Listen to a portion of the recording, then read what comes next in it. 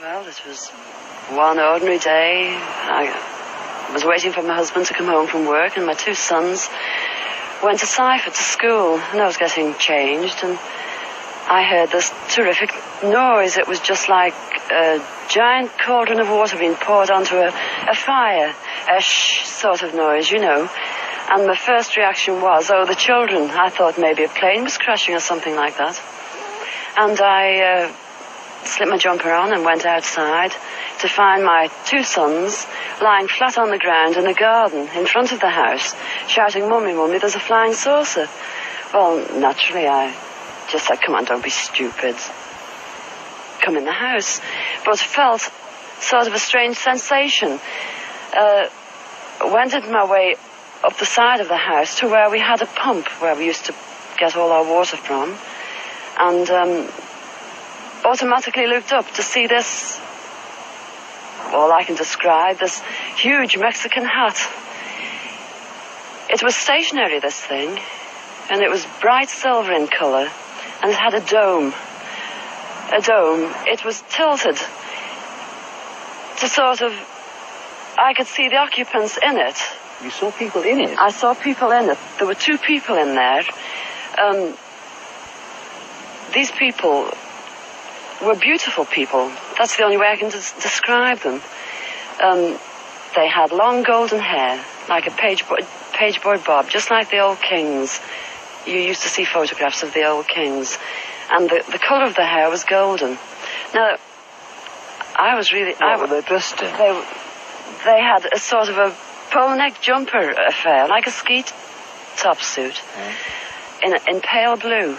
Now, these people weren't sat behind, one behind the other. They were sat together, but this, whatever it was tilted so that I could see them and they could see me. Were you looking at them through windows, through portholes? Or no, not portholes. It was just sort of like a cockpit, I suppose, that had this perspex or glass or whatever it was. They could see me anyway, and I could see them.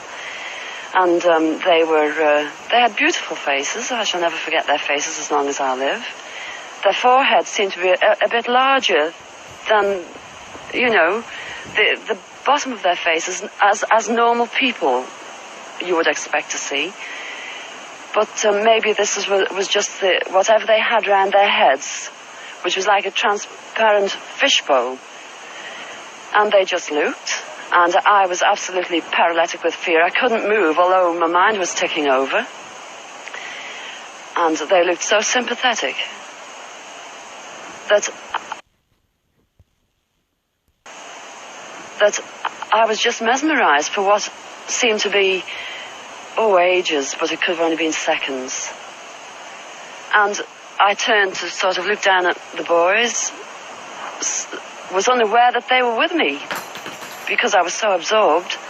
And the next thing, I looked up and it was gone. How low had it been? It had been the height, I couldn't tell you. But the house that you've seen, it was just on top of the roof. It was hovering on top of the roof. How big was it compared with the size of the house? It swallowed the whole circumference of the roof. I couldn't see. The roof was completely blotted out. The chimneys I couldn't see. All I could see was this massive object that I described as like a Mexican hat without the bubbles. And then it flew away sideways or upwards? No, I didn't see. I just looked up and it had gone. But I assume it went straight up, because for a short while after in the sky I looked around and I said to my two boys, "Where, can you see anything? Can you see anything?" And they said, "There it is, Mum," and they pointed up, and I watched it. It was just like a little cotton reel in the sky, and it circled us 3 times. It went round 3 times, and then it just shut off, and that was it. When I started to analyse myself afterwards, I feared that I might have had an hallucination, but then I knew I hadn't had, because my sons were so sure about what they'd seen and what I'd seen. And it went through my mind that it was a secret weapon from Russia. And then I thought, well, it can't be that, because if they had something like that, they wouldn't need to fear anybody or anything. Were you scared by it? Did you run indoors? Oh, I was petrified. I couldn't move. I couldn't move a muscle. I was paralysed with fear.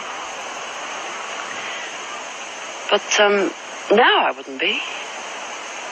Because now, when I look back, you know, I think, what an amazing thing to have happened, and for me to have seen it. And when your husband came home, where were you? Well, when my husband came home from the office, I was locked in the house with my children under a big kitchen table that we were using. Under the table? Under the table, yes. It's funny now when I look back, you know, it sounds absolutely ridiculous, but this is the truth. This happened. And that's it. We were ridiculed. It was very embarrassing at the time, and people, they possibly thought, oh, she's a nutter. But, you know, who cares? This is something that happened to me, and I'm a practically minded person, and that's it.